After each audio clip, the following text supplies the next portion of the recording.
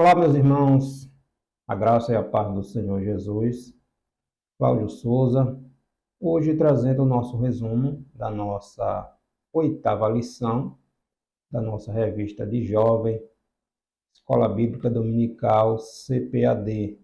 O título desta nossa 8ª lição é Alcançando um Coração Sábio. Alcançando um Coração Sábio. Pegando como texto base, texto referência, o Salmo 90. Nossa revista deste segundo trimestre de 2023. O título é Encorajamento, Instrução e Conselhos, contextualizando o livro do Salmo. E hoje, nessa nossa 8ª lição, alcançando um coração sábio. O Salmo 90 é um salmo de composição de Moisés. E hoje vamos fazer a nossa reflexão sobre este Salmo 90. O nosso texto principal está no Salmo 90, verso 12. Ensina-nos a contar os nossos dias de tal maneira que alcancemos coração sábio. O resumo desta nossa 8ª lição: contemplar a eternidade de Deus e constatar a nossa finitude e fragilidade é um bom início para alcançar um coração sábio. Em outras palavras, reconhecer a soberania de Deus e entendermos que somos finitos, somos passageiros aqui nesta terra. Por isso, para que tanto orgulho? Tudo é vaidade. Salomão vai dizer que tudo vivido longe dos propósitos de Deus para a nossa vida é vaidade de vaidade. Tudo se torna vaidade. O objetivo desta nossa lição é explicar a eternidade Deus e mortalidade do ser humano, conscientizar-nos dos nossos equívocos que cometemos diariamente e compreender que a sabedoria traz esperança. Sabedoria humana não, sabedoria em Deus. Traz esperança quando reconhecemos que tudo vem de Deus, tudo provém de Deus. Isso é ser sábio, é dar glória ao Senhor, é temer ao Senhor. O princípio da sabedoria é temer a Deus. Eclesiastes, capítulo 3, versículo 7. Temer a Deus e se afastar do mal. Então, vamos trazer esse resumo sobre esta nossa 8ª lição, revista de jovem. Sempre lembrando, se você ainda não se inscreveu no canal Discipulando com a Bíblia, se inscreva. Estamos trazendo semanalmente resumo, uma reflexão sobre as nossas lições, tanto de adulto quanto de jovem, lições da CPAD, as nossas escolas bíblicas dominicais. Então, nós vamos estudar a respeito de se ter um coração sábio. Mas o que é ter um coração sábio? O que é alcançar a sabedoria? Provérbios, capítulo 9, versículo 10, vai nos dizer: o temor do Senhor é o princípio da sabedoria. E o que significa temer a Deus? O temor do Senhor é o princípio da sabedoria. Mas o que significa temer a Deus? Temer a Deus é reconhecer a sua eternidade e a sua soberania. Não é ter medo de Deus. Temer a Deus não é ter medo. Deus é nosso Pai. Como é que vamos ter um relacionamento com o nosso Pai se temos medo dele? Então, temer a Deus não é ter medo, é prestar-lhe culto, reverência, reconhecer a sua soberania, que ele é Senhor, que ele é eterno. É prestar-lhe reverência, culto, reconhecer que só o Senhor é Deus e ele cuida de nós. Louvado e exaltado é o nome do Senhor. Tiago, capítulo 1, versículo 4, ele vai dizer que quem tem falta de sabedoria, pede a Deus, porém não peça duvidando. Tem falta de sabedoria, pede a Deus, que Deus dá. Mas que tudo seja para a glória do Senhor. E quando pedimos sabedoria a Deus, Deus vai incutir sabedoria dentro de nós, Deus vai nos dar situações para resolvermos, para passarmos, para enfrentarmos, para a partir daquilo ali venhamos a nos desenvolver, a capacidade de solucionar problemas, de solucionar situações desfavoráveis, e vamos aprendendo. Não é chegou a implantar sabedoria dentro, não. É dar situações para resolvermos, para a partir daí passarmos a desenvolver, a aprender, a lidar com as coisas. Isso é sabedoria, né? Tiago vai dizer que pedimos e não recebemos, porque às vezes pedimos mal. Pedimos para o nosso próprio deleite.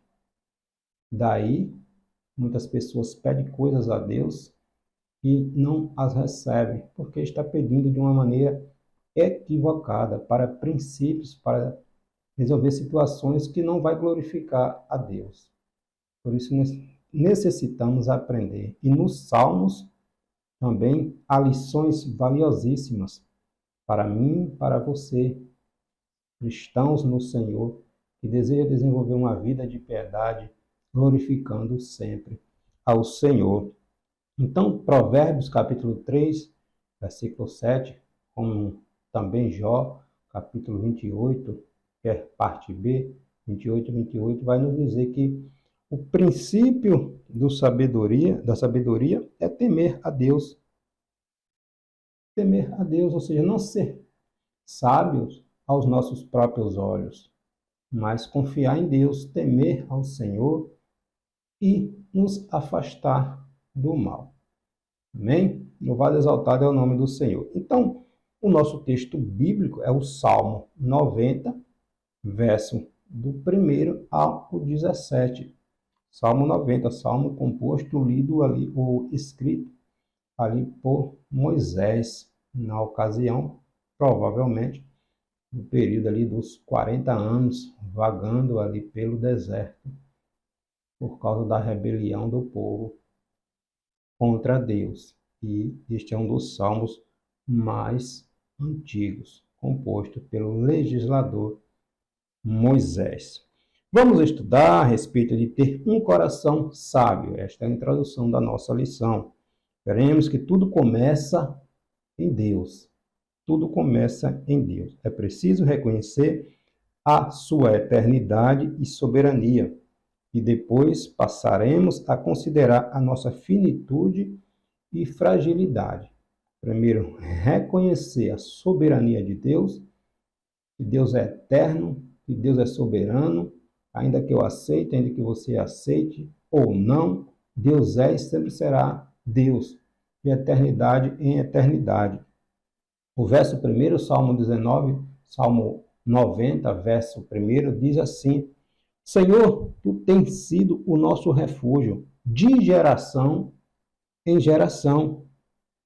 E o verso 2, antes que os montes nascessem, ou que formassem a terra e o mundo, de eternidade a eternidade, tu és Deus. Então, conhecer a soberania de Deus, render-lhe glória, e conhecer que somos finitos, que somos passageiros, que somos frágeis. Então, estaremos prontos para reconhecer os nossos pecados, para abraçar a graça que vem de Deus e viver uma vida abundante em Cristo Jesus. Reconhecer a soberania de Deus e reconhecer a nossa finitude, a nossa fragilidade como humanos. Louvado e exaltado ao nome do Senhor. Nosso primeiro tópico desta nossa 8ª lição é a eternidade de Deus e a mortalidade do ser humano. Este Salmo 90 introduz o 4º livro dentro dos Salmos. Ele é uma oração de Moisés. Por que o 4º livro? Nós falamos na nossa primeira lição, que teve como título o livro de Salmos, trazendo uma visão panorâmica sobre o livro de Salmos. Este salmo, o salmo, as 150 antologias, os 150 salmos, ele está dividido em quatro ou cinco livros.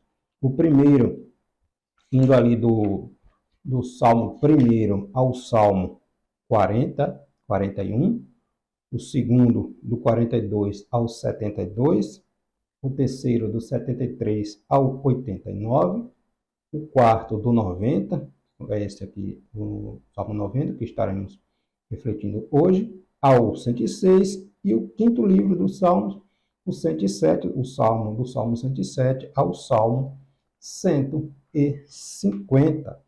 Este do Salmo 90 ao 106, a maioria dos salmos são de pessoas ali anônimas, não é apontado ali a autoria da maioria destes salmos aqui do 90 ao 106. Mas este 90 é composto aqui por Moisés, né?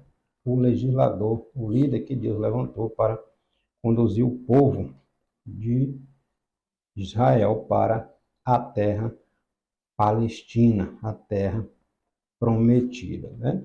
Louvado e exaltado é o nome do Senhor. Então, este salmo introduz o quarto livro dentro dos salmos. Ele é uma oração de Moisés.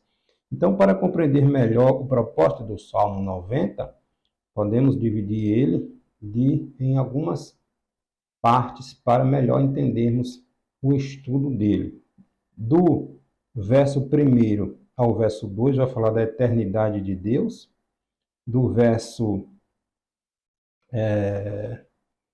3 ao 6 vai falar da mortalidade do ser humano. Do verso 7 ao 12, reconhecimento de que o salmista está sob a ira de Deus. E do verso 13 ao 17, a súplica por graça e esperança. A súplica por graça e esperança, né? Esta é a composição, a estrutura para entender melhor o estudo deste Salmo 90, salmo composto por Moisés. A eternidade de Deus, do verso 1 ao 2. No contexto do sofrimento, o salmista olha para a eternidade de Deus e diz: de eternidade em eternidade tu és Deus. De eternidade a eternidade tu és Deus. Então, Deus é o refúgio do salmista e de seu povo. Já visto ali, o povo estava ali no deserto, muita rebelião, muitas murmurações, muitas revoltas, intrigas. O povo, volta e meia, estava murmurando contra a liderança de Moisés, de Arão e contra o próprio Deus. Mas já visto que o povo, volta e meia, dizia que preferia estar no Egito, se alimentando ali do alimento que tinha no Egito, a ficar no deserto, se alimentando de maná, codorniz. Então o povo havia saído do Egito, mas o Egito ainda não havia saído de dentro do coração do povo. E por causa desta rebelião, o povo passou com aquela geração que saiu do Egito de 20 anos para cima, com exceção ali de Josué e Caleb, não entraram na terra prometida por causa das murmurações. Então é nesse intervalo aí, nesse período, esses anos aí, que Moisés compôs este Salmo 90. Então o salmista nos ensina a, diante de uma realidade sofrida, parar e olhar para a eternidade de Deus. Enquanto tudo no plano terreno é passível de alteração e degeneração, no plano celestial tudo permanece intacto, glorioso e poderoso, conforme o próprio Isaías, o próprio profeta Isaías vai dizer lá no livro que leva o seu nome, livro de Isaías, capítulo 6, a partir do versículo 1 ali, quando Isaías vai dizer: no ano em que o rei Osias havia falecido, ele teve a visão, ele viu o Senhor assentado sobre um alto e sublime trono, e o seu séquito, ou a aba do seu manto, enchia o templo. Então Isaías viu a visão de Deus sentado sobre o seu alto e sublime trono. Ou seja, Deus é eterno. Deus é Deus de eternidade a eternidade. Nós somos finitos. Isaías, tendo aquela visão, ele ficou tão atemorizado, com aquela visão, que ele pensou que ele fosse morrer. Porque somos pecadores. Isaías reconheceu a sua finitude, a sua pequenez, o seu pecado diante da santidade de Deus. Ele diz: vou morrer, eis que estou perecendo, vou perecer, porque eu vi a glória de Deus. Eu sou um homem de lábios impuros, reconheço a iniquidade em mim e vivo no meio de um povo de impuros lábios. Então, reconhecendo a nossa pequenez, a nossa insignificância, o pecado que há em nós, ante a grandeza, a soberania de Deus. Então, foi necessário o anjo tocar em Isaías e purificar.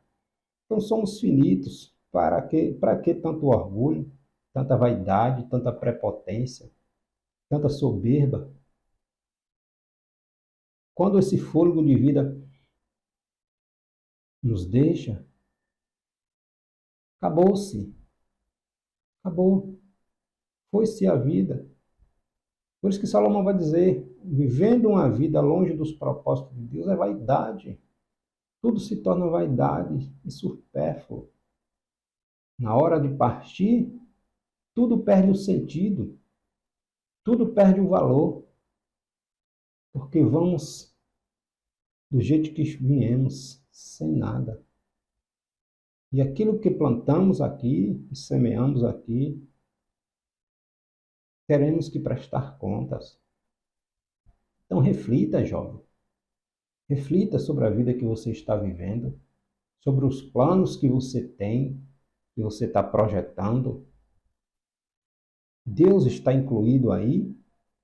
Apresentou a Deus todas as áreas da sua vida? Deus está no centro? Se não estiver, mude de propósito, mude de direção, dê um basta aí e convide o Espírito Santo para fazer parte da tua vida.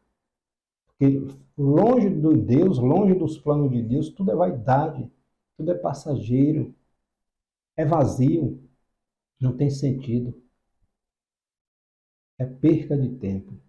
Então vamos aprender com a palavra de Deus. Deus no centro da nossa vida. Amém? Vamos continuar. Aleluia. Então Isaías teve esta visão, reconhecendo que Deus é soberano. Né? O salmista também nos ensina que quem contempla a eternidade e a beleza celestial passa por uma constatação inequívoca. Olhando para dentro de si, contempla a sua finitude e fragilidade. Finitude e fragilidade. No verso 4, Salmo 90, verso 4, pois 1000 anos aos teus olhos são como o dia de ontem que passou, como a vigília da noite. Ou seja, diante da eternidade de Deus, a vida do ser humano é curta e passageira. Curta e passageira diante da eternidade de Deus. Em Tiago, capítulo 4, versículo 14, está escrito: digo-vos que não sabeis o que acontecerá amanhã, porque que é a vossa vida? É um vapor que aparece por um pouco e depois desvanece. Depois passa. Em Lucas, capítulo 12, versículo 20, Deus vai dizer ali: louco, um homem que fazia planos e tantas coisas, Deus vai dizer: louco, esta noite te pedirão a tua alma. O que é que tu tem preparado? Para quem será? Para quem será? Nós não sabemos o que vai acontecer daqui a um minuto. Deus sabe. Deus sabe. Então Deus tem que ser o centro na nossa vida. Louco, esta noite alguém pode pedir a tua alma. O que é que tu tem preparado? Para quem será? Qual o destino da tua alma? A vida aqui nesta terra é muito breve, mas a eternidade, ela não passa. Ela não passa. O homem não foi feito para morrer. O homem foi feito para viver eternamente. Por isso não nos encaixamos aqui nesta terra. Porque não fomos criados para viver nesta vida que vivemos. Finita. Porque o homem saiu do plano de Deus, do propósito de Deus, veio as consequências. Por isso precisamos refletir. Esquecer o orgulho e colocar Deus no centro da nossa vida, para Ele nos guiar, nos conduzir. Né? Então, tanto o Antigo quanto o Novo Testamento trazem a ideia de que sejamos humildes e não orgulhosos. Viver de maneira humilde e não orgulhosa passa pela capacidade de ter consciência de como somos finitos, frágeis, passageiros nesta terra. Aleluia. Como a vida é passageira, não podemos perder tempo com escolhas, com atitudes superficiais. A vida é muito breve, passa muito rápido. Às vezes passamos dias amargurados, magoados, intrigados com amigos, parentes, pais, filhos, cônjuges. É um dia perdido, porque o dia que passou não volta mais. Então foi um dia jogado fora. Um dia jogado fora. Então vamos refletir. A vida é muito breve para desperdiçarmos. Para desperdiçarmos. Cada dia vivido na presença do Senhor é uma vitória, é uma conquista em nossas vidas. Aleluia. Então, com Jesus e os seus apóstolos, nós aprendemos que quem olha para o céu lida melhor com as coisas aqui da terra, porque nós não somos daqui, não somos forasteiros nesta terra. Não somos daqui, nossa pátria, nossa morada, nossa cidadania não é aqui nesta terra. É no céu. Vamos aprender a olhar para o céu, porque nós não somos daqui. Estamos tão acostumados com esta terra que não desejamos mais a nossa pátria, o nosso céu, a nossa casa, na presença do Senhor. Né? Então, o teólogo Isaac Taylor, ele descreve o Salmo 90 como talvez o mais sublime das composições humanas, porque sua ênfase na brevidade da vida humana faz com que este salmo seja incluído em muitos cultos fúnebres. E é ali que vamos refletir que a vida tem um fim aqui. A vida aqui é passageira. Não adianta orgulho, não adianta dinheiro, não adianta nada. Quando chega a hora de partir, tudo fica. Nós não somos dono de nada, apenas administramos. Porque quando alguém morre, aquela posse, aqueles bens que ele achava que era dele, fica para o outro. Este outro vem a morrer e fica para outro. Então é assim. Tudo passa. Tudo passa. Nada é para sempre. Nosso segundo tópico. Conscientizando-nos de nossos equívocos. Nossos equívocos. O salmista reconhece que o seu povo está sob a ira de Deus. O povo murmurando, reclamando, questionando, tanto ali no deserto, né? E essa ira divina chegou por causa dos pecados, que não estão mais ocultos, pois foram abertos diante da luz do rosto de Deus. Verso 8. Diante de ti puseste as nossas iniquidades, os nossos pecados ocultos, à luz do teu rosto. Salmo 139, o salmista Davi vai falar, para onde fugirei? me esconderei da tua presença. Onde é que o Senhor não está? Onde é que os teus olhos não alcançam, não vê? É impossível fugir da presença do Senhor, né? Então, os nossos pecados estão patentes, estão abertos, estão à mostra. Nada se, não conseguimos, não tem como esconder nada de Deus. O povo murmurou, murmurou, murmurou, e Moisés vem reconhecer os nossos pecados ocultos à luz do teu rosto, ou seja, é impossível esconder alguma coisa de Deus. É impossível esconder alguma coisa de Deus. No lugar de culpabilizar os outros por problemas nossos, precisamos aprender a reconhecê-los, identificá-los, confessar, deixar. Reconhecer a soberania de Deus, reconhecer nossa finitude.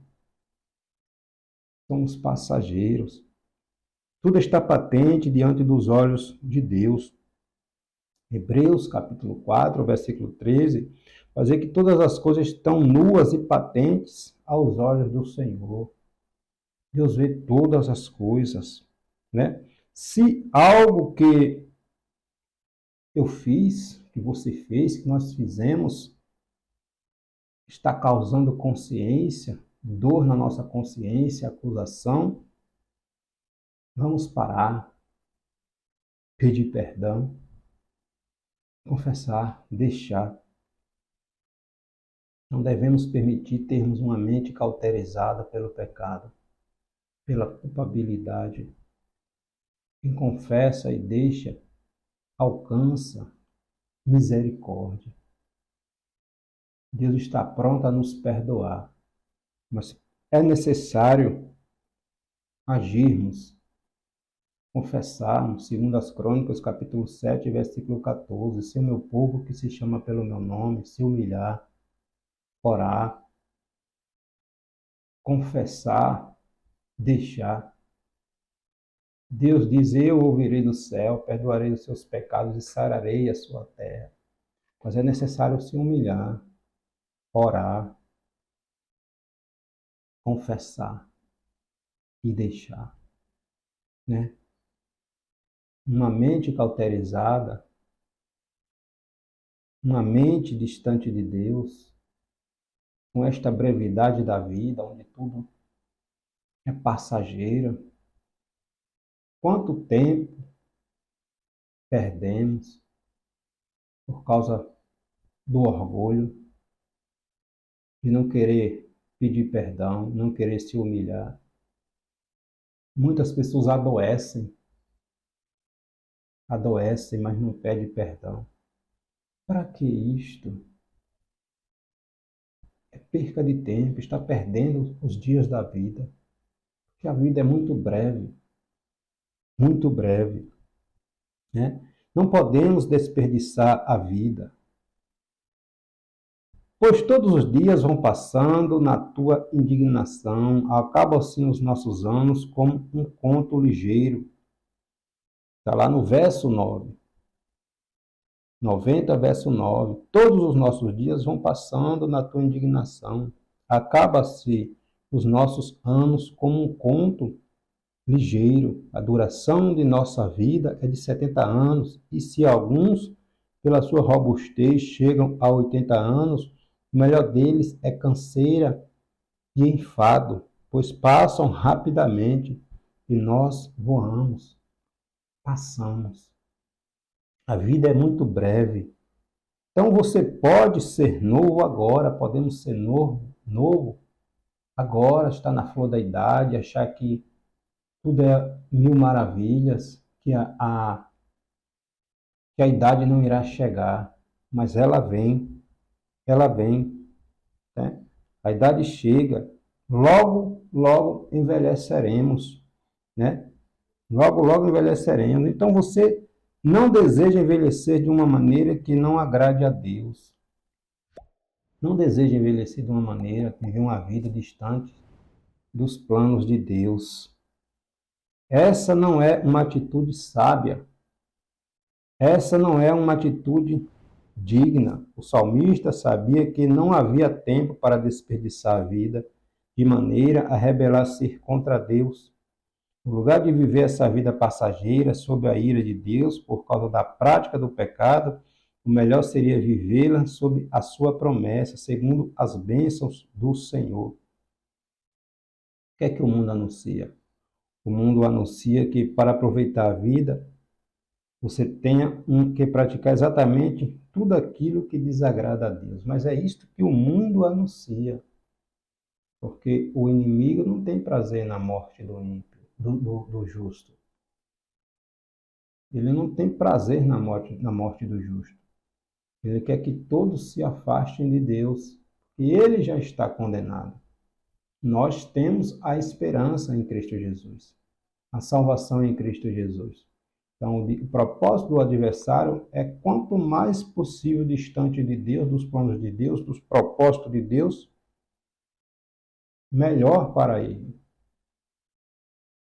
Ele veio matar, roubar e destruir. Esse é o propósito do inimigo. Esse é o propósito do adversário das nossas almas. Jesus veio nos dar liberdade, nos dar vida, nos levar de volta ao nosso lar, né? Então, Deus é o nosso refúgio, é o nosso socorro, é a nossa fortaleza. Por isso, jovem, reflita a vida que você está vivendo. Em Eclesiastes, capítulo 11, versículo 9, olha o que Salomão diz. Alegra-te, jovem, na tua mocidade, recreia-se o teu coração nos dias da tua mocidade, e anda pelos caminhos do teu coração, e pela vista dos teus olhos. Mas saiba de uma coisa, que por todas estas coisas, Deus vai te pedir conta, Deus vai trazer a juízo. A vida que vivemos, precisamos ter cuidado, porque tudo está patente, nuas aos olhos de Deus. Um dia teremos que prestar contas das nossas ações. O mundo quer que aproveitemos a vida de maneira desregrada. Aproveitar a vida, viver a vida de qualquer maneira. Aí Salomão vai dizer vaidade. Tudo vivido longe dos propósitos de Deus é vaidade, né? Coração sábios, no verso 12 diz assim: ensina-nos a contar os nossos dias de tal maneira que alcancemos coração sábio. Em outras palavras, o Senhor ensina-nos a viver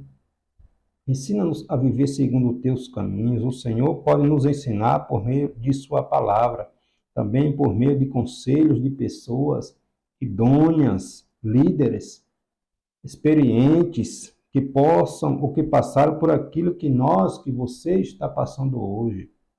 Ouçam o conselho de pessoas idôneas, reflita sobre o conselho de pessoas idôneas, que dão exemplo, que não vai te aconselhar para o mal, né? Não vai te aconselhar para o erro. Nas Escrituras vemos esse ensinamento entre Elias e Eliseu. Eliseu foi um sucessor ali de Elias. Eliseu aprendeu com Elias. Nós vemos o apóstolo Paulo ensinando o jovem Timóteo a maneira de agir, de se portar. Nós vemos isso também com Barnabé e seu sobrinho ali, João Marcos. João Marcos foi o autor ali do segundo evangelho. Então, pessoas que ouviram conselhos de pessoas mais experientes e aprenderam com a vida, aprenderam na palavra de Deus, deram exemplos. Você é a geração eleita. Deus te chamou nesta geração. Ah, mas o mundo está tão conturbado. Sim, está. Mas é nesta geração, neste mundo conturbado, que Deus te chamou para fazer a diferença. Nesta geração, no meio dos teus, Deus te chamou para fazer a diferença para a glória dele. né? Então, atitudes mais tolas na vida de um jovem cristão é ele desprezar o conselho dos mais experientes e, tomado pelo orgulho, fazer o que parece reto aos seus próprios olhos. Em 2 Crônicas, capítulo 2, versículo 10, com a morte de Salomão, nós vemos ali os filhos de Salomão, Roboão, tomando um conselho, uma atitude errada, desastrosa, porque ele deixou de ouvir o conselho dos anciãos, daqueles anciãos que aconselhavam ao seu rei, o seu rei Salomão, no caso, o pai de Roboão, que havia falecido, e Roboão, que assumiu o trono ali das duas tribos, era para ele assumir o trono de toda Israel, mas ele deixou de ouvir o conselho dos anciãos para ouvir o conselho daqueles de sua própria idade, jovens sem experiências, e as atitudes de Roboão, ouvindo o conselho daqueles jovens sem experiência, foi terrível. O povo se rebelou, o reino foi dividido, porque ouviu conselhos de quem não tinha conselhos sábios para ali orientar. Então, a palavra de Deus nos ensina como viver, né? Ter sabedoria significa ser perfeito? Não, perfeito só Deus. Ter sabedoria significa ser sensível à nossa consciência e o apelo aos ensinos da palavra de Deus. Não ser sábio aos nossos próprios olhos, não, mas temer a Deus. Não ser sábio aos nossos próprios olhos, temer a Deus e se afastar do mal. Louvado e exaltado é o nome do Senhor. A sabedoria traz esperança, alegria e benignidade. Verso 14 e 15, sacia-nos de madrugada com a tua benignidade, alegra-nos pelos dias em que nos afligiste, pelos anos em que ouvimos o mal. Tempos de adversidades, o povo passou ali no deserto, por causa das murmurações, das rebeldias. Então, o salmista deseja viver a alegria e a benignidade de uma vida virtuosa, sábia em Deus.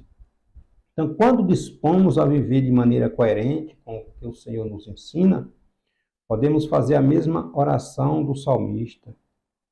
A alegria e a benignidade de Deus nos espera. Nos espera. Vivendo sob a graça do Senhor. Verso 17. Verso 17. Sejam sobre nós a graça do Senhor, nosso Deus. Confirma sobre nós a obra das nossas mãos. Sim, confirma a obra das nossas mãos. O salmista deseja viver sob a graça de Deus, não mais sobre a ira. Então, viver sobre a graça de Deus torna a vida mais sábia. Quem vive sobre a graça tem plena consciência de que não pode vencer os desafios da vida sozinho. É dependente do Senhor, né? Porque pela graça sois salvos por meio da fé. Efésios capítulo 2, versículo 8. E isso não vem de nós. É de Deus, é um dom gratuito de Deus. Viver por graça é aprender a depender totalmente de Deus. Entregar todas as áreas das nossas vidas a Deus. Todas as áreas das nossas vidas a Deus. Deus tem que estar no centro. Ele que nos conduz. Louvado e exaltado é o nome do Senhor. Uma vez consciente da finitude da nossa vida, da fragilidade da nossa vida, da vida sobre a graça, precisamos agir com responsabilidade. O salmista encerra pedindo que Deus confirme as obras de suas mãos. Sim, em Deus, você podemos sonhar, planejar e se preparar para atingir os objetivos propostos de acordo com o chamado divino de Deus para as nossas vidas. Deus chamou para viver um propósito. Se ainda não tem claro qual é o propósito de Deus para você, ou se não sabe responder qual é o sentido da sua vida, chegou a hora de pensar nisto, repensar, refletir sobre isto e responder a pergunta assertivamente. O que é que Deus tem preparado para mim? Já fez essa pergunta para o Senhor? Quais os planos, qual o propósito de Deus na minha vida, para a minha vida? Já fez essa pergunta a Deus? Já refletiu sobre isto?